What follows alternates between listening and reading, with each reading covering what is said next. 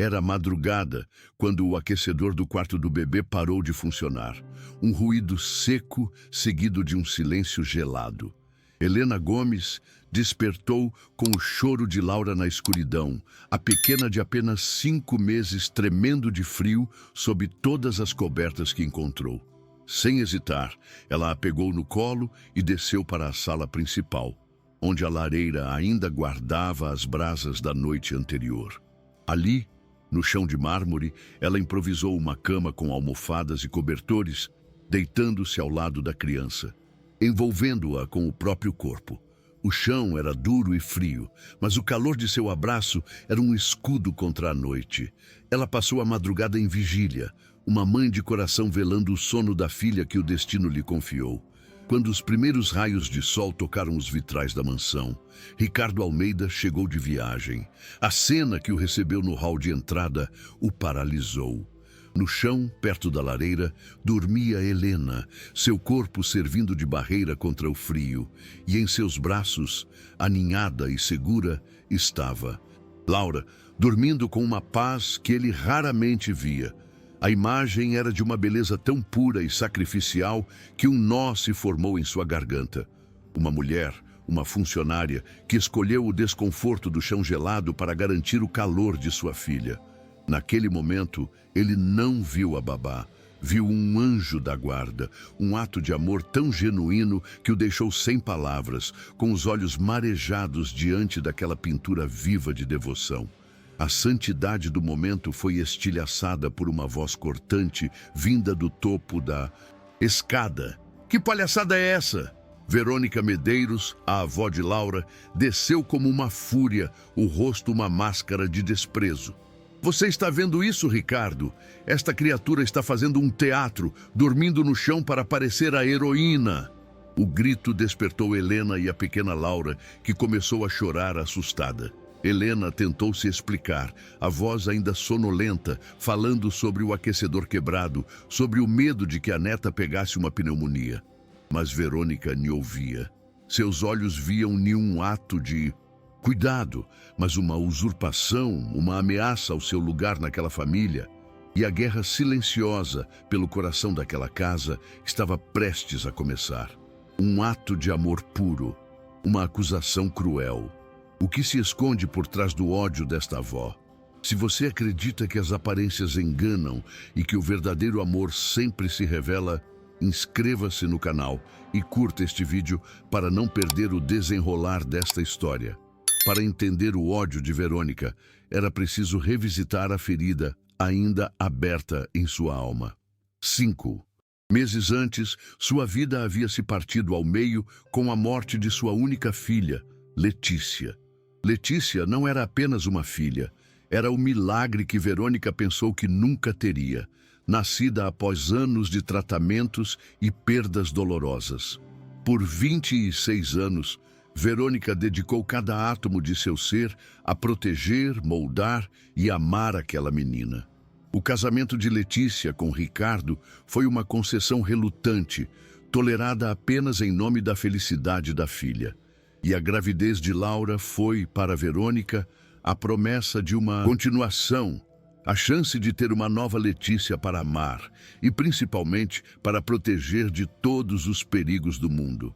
A tragédia foi semeada em uma discordância.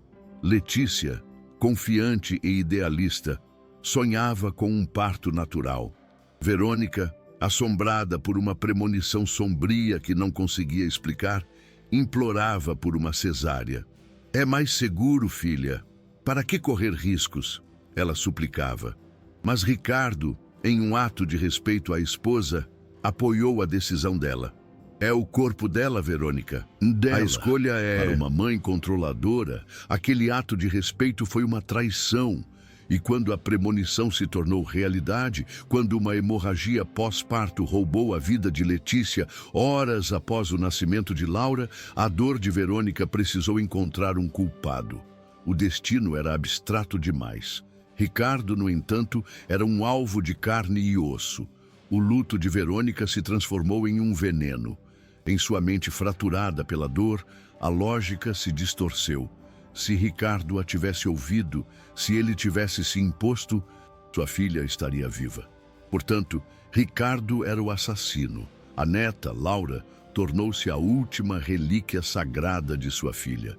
Um tesouro que ela precisava proteger a qualquer custo.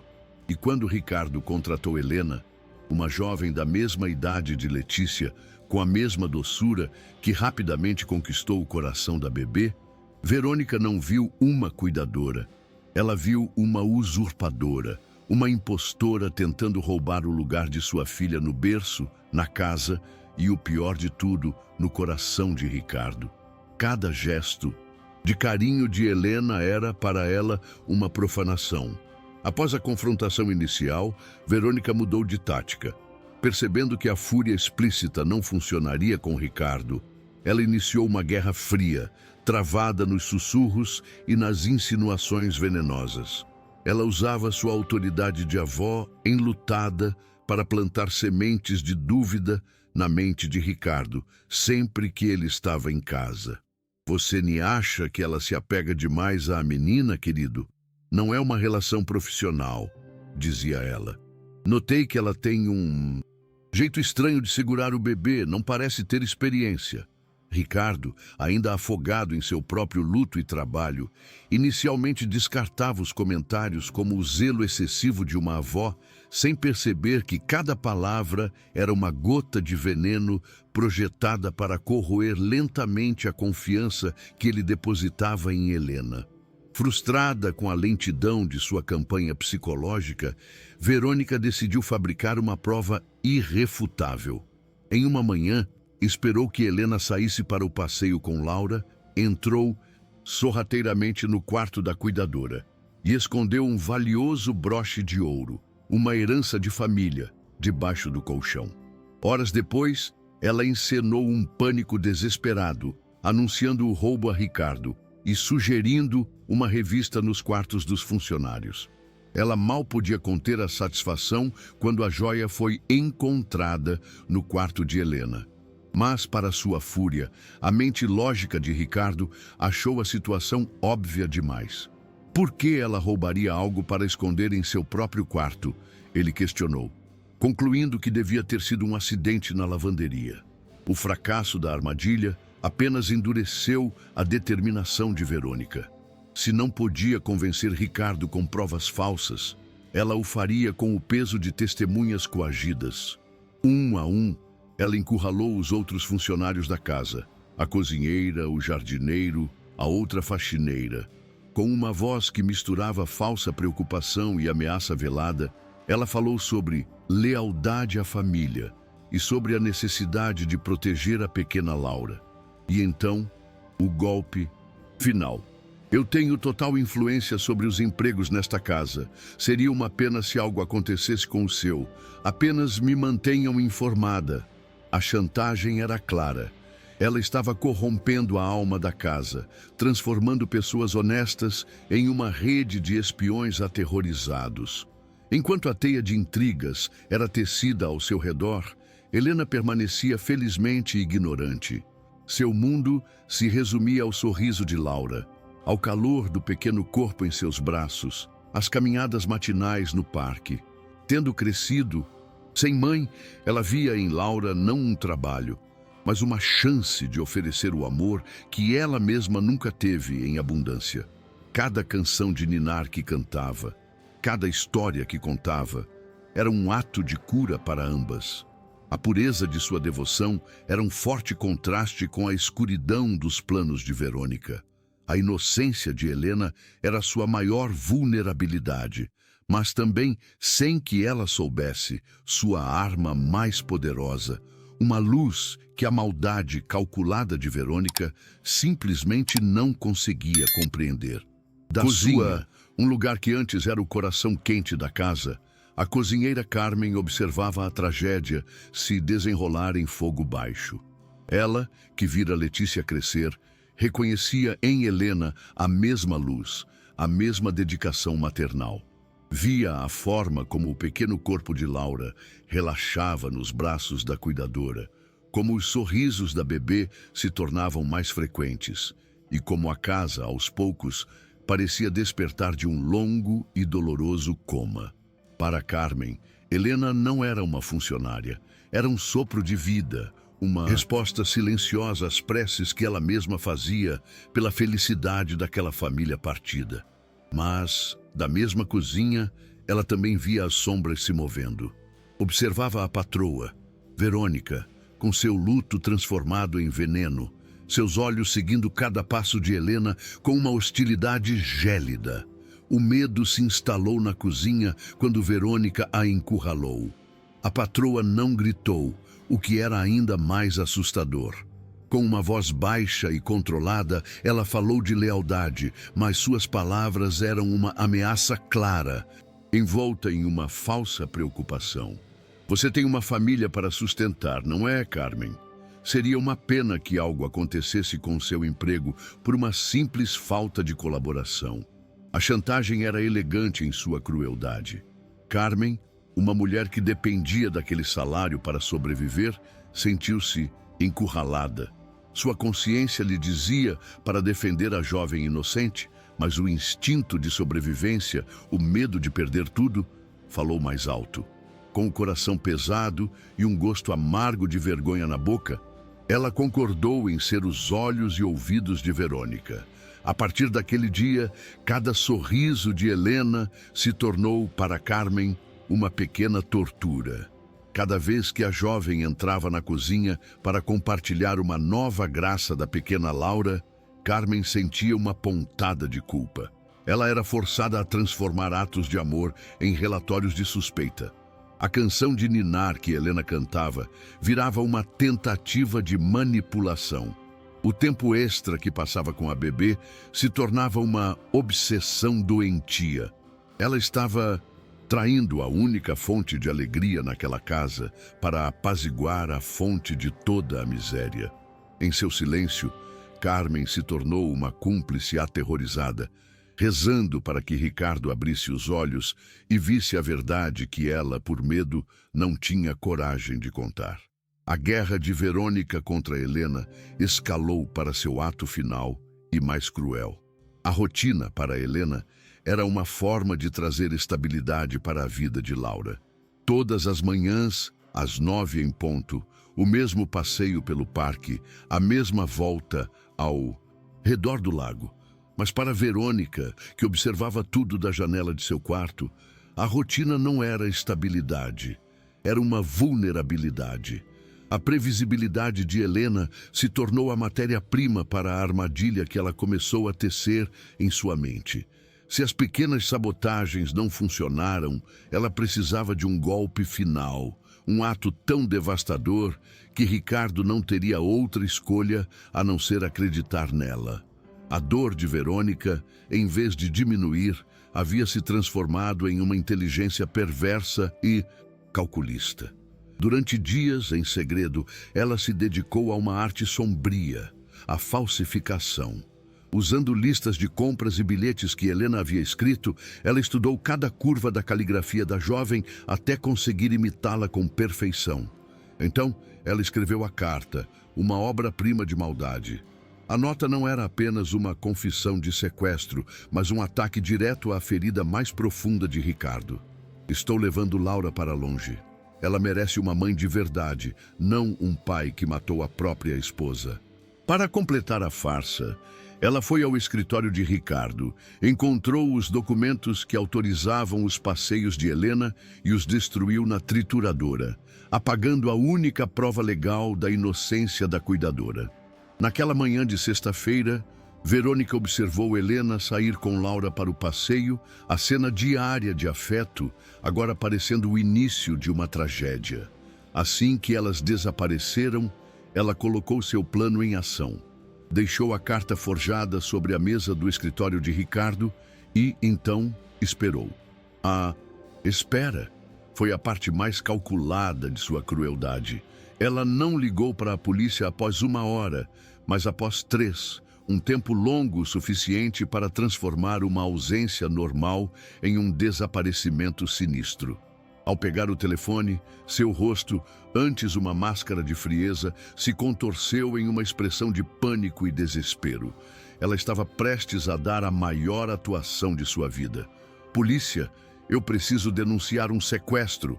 Ela gritou ao telefone, a voz embargada por um choro convincente. É a minha neta, a empregada.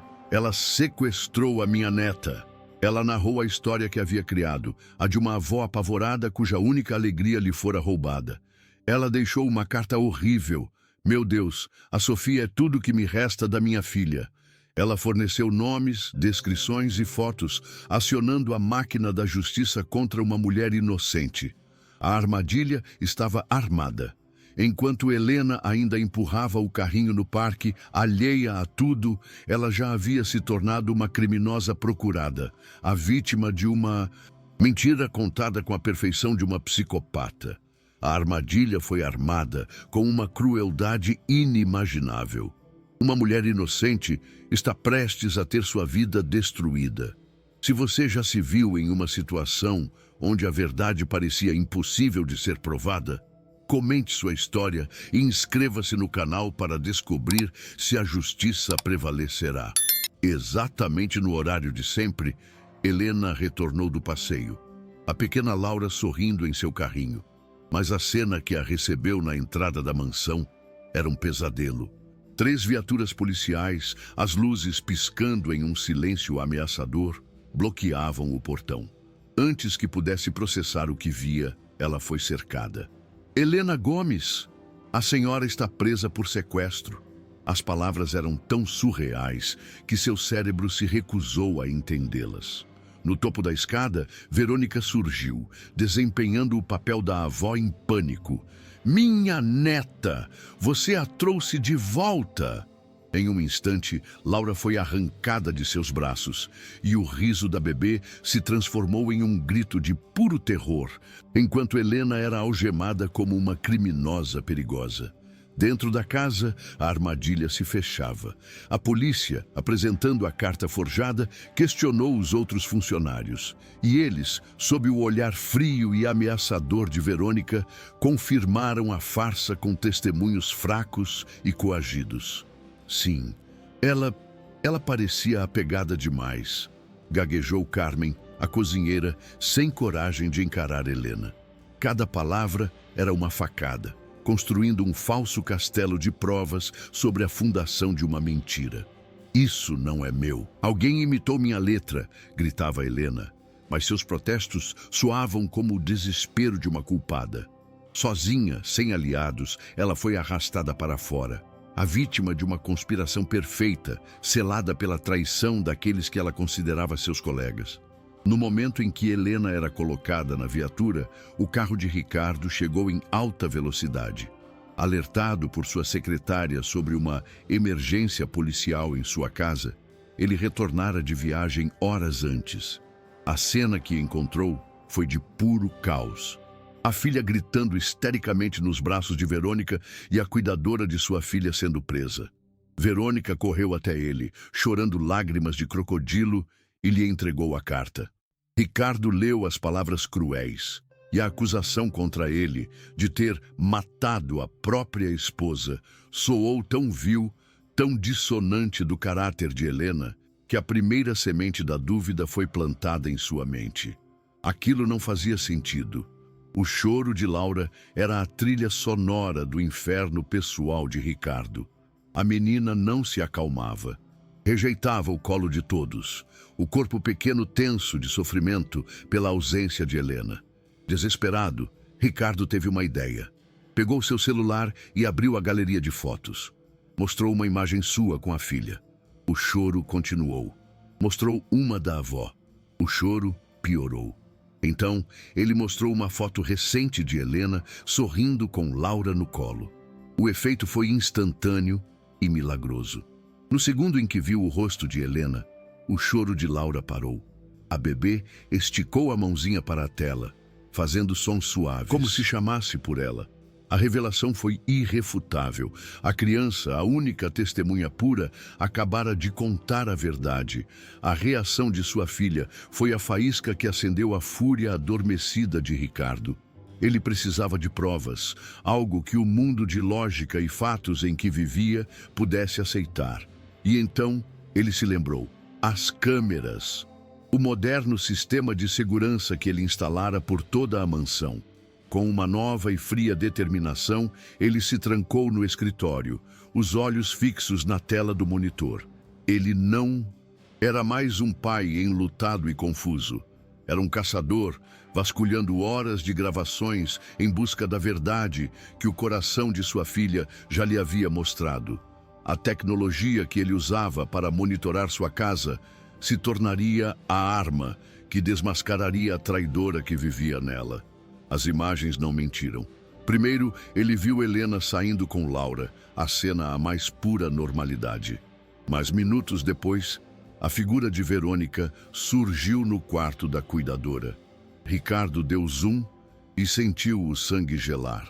Sua sogra estava sentada à mesa de Helena, praticando a caligrafia em um rascunho. Ela estava forjando a carta. Em seguida, a gravação a mostrou em seu próprio escritório, abrindo suas gavetas, pegando a pasta de documentos de Helena e, com uma frieza calculista, destruindo na trituradora os papéis que provavam a autorização que ele havia dado. A traição era metódica, premeditada e absolutamente monstruosa. Cada fragmento de papel destruído era um pedaço da inocência de Helena. Mas a prova final, a que o encheu de um nojo profundo, ainda estava por vir. A câmera do quarto de Verônica a capturou em frente ao espelho, ensaiando sua performance de avó desesperada. "Minha neta, onde você estava com ela?" Ela repetia, testando diferentes tons de pânico, praticando as lágrimas, esculpindo a máscara de vítima que usaria para a polícia. Não era um ato de loucura ou de luto. Era um teatro, uma produção calculada para destruir uma vida inocente. Com as mãos tremendo de raiva, Ricardo salvou todas as gravações em um pendrive. Ele agora tinha a arma de que precisava. A guerra de sua sogra estava prestes a ter uma reviravolta devastadora. Na delegacia, a verdade se desenrolou em uma tela de computador. O delegado assistiu aos vídeos, a expressão de profissionalismo dando lugar a um choque incrédulo. "Esta é uma das armações mais cruéis e elaboradas que eu já vi", disse ele ao final, balançando a cabeça. A ordem foi imediata. Helena Gomes deveria ser solta imediatamente e um mandado de prisão deveria ser emitido para Verônica Medeiros por denúncia falsa, falsificação e obstrução de justiça. Minutos depois, Helena foi levada à sala, confusa e assustada. Ricardo se aproximou, o coração pesado de culpa. "Helena, você está livre. Eu descobri tudo." Ele contou sobre as câmeras, sobre a armadilha, sobre a maldade de Verônica. Helena desabou em uma cadeira, o alívio e o trauma lutando dentro dela. Ricardo, o poderoso CEO, ajoelhou-se à sua frente, um gesto de profunda humildade. "Helena, eu nunca deveria ter duvidado de você. Eu falhei em te proteger." Ela, com lágrimas que agora eram de libertação, apenas assentiu. As palavras ainda não vinham, mas o perdão já estava em seus olhos. "Vamos para casa", disse ele, a voz suave. "A sua filha está esperando por você." Ao usar as palavras "sua filha", ele não estava apenas se referindo a Laura. Estava reconhecendo o laço inquebrável que a maldade de Verônica tentou, mas não conseguiu, destruir. A verdadeira família daquela casa estava prestes a se reunir. Ao chegarem à mansão, encontraram a pequena Laura nos braços da governanta, o choro agora um soluço cansado. Mas no instante em que a bebê viu Helena, seu pequeno corpo se transformou. Um sorriso radiante rasgou o rosto molhado de lágrimas e ela estendeu os bracinhos com uma força desesperada. Helena correu até ela, pegando-a em um abraço que era um reencontro de almas. "Eu estou aqui, meu amor. A mamãe voltou", ela sussurrou, a palavra "mãe" saindo de forma tão natural quanto sua própria respiração. Ricardo observou a cena, o coração transbordando de uma mistura de culpa e uma profunda certeza. Aquela era a família que sua filha havia escolhido. Um laço que nenhuma mentira ou veneno pôde quebrar. Enquanto Helena acalmava Laura, a justiça chegou silenciosamente. Uma viatura discreta parou em frente à mansão e Verônica foi presa sem alarde, o fim patético para seu reinado de dor. Com a fonte da miséria removida, uma nova paz começou a se instalar na casa. Naquela noite, Ricardo se sentou com Helena na sala de estar, a pequena Laura dormindo tranquilamente entre eles. "Fique, Helena", disse ele, não como um patrão, mas como um homem fazendo o pedido mais importante de sua vida. Não como funcionária. Fique como parte de nós. O lugar de vocês é aqui. E ela, olhando para o homem e para a criança que se tornaram seu mundo, aceitou. Os meses que se seguiram foram de uma lenta e bela reconstrução. A mansão, antes fria e silenciosa, encheu-se de música, de risadas de criança e do cheiro de comida caseira. Ricardo aprendeu a ser pai, trocando as viagens de negócios por tardes no parque. Helena, por sua vez, floresceu, não como uma substituta para a falecida esposa, mas como a arquiteta de um novo lar, uma mulher que trazia consigo a luz e o calor que faltavam. E Laura crescia, feliz e segura, no centro daquele amor improvável. Eles eram uma família forjada na crise, unida não por convenções, mas pela escolha mútua de curar as feridas um do outro. No fim, a história daquela casa não foi sobre a dor de uma perda, mas sobre a coragem de um recomeço. Ricardo aprendeu que a verdadeira proteção não vem de muros altos ou contas bancárias, mas da presença e da coragem de confiar. Helena, que chegara ali com o coração partido, descobriu que o amor materno não depende de laços de sangue, mas da capacidade de se doar. Pois eles aprenderam que uma família não é definida por sobrenomes, mas pelos braços que escolhem te segurar na tempestade, e que o luto mais profundo não é curado pelo silêncio, mas pela ousadia de amar novamente. Uma história que prova que o amor pode reconstruir qualquer lar. Se a jornada de Helena, Ricardo e Laura tocou seu coração, inscreva-se, curta e comente de onde você nos assiste. Queremos celebrar as famílias que são formadas pela escolha e pelo afeto.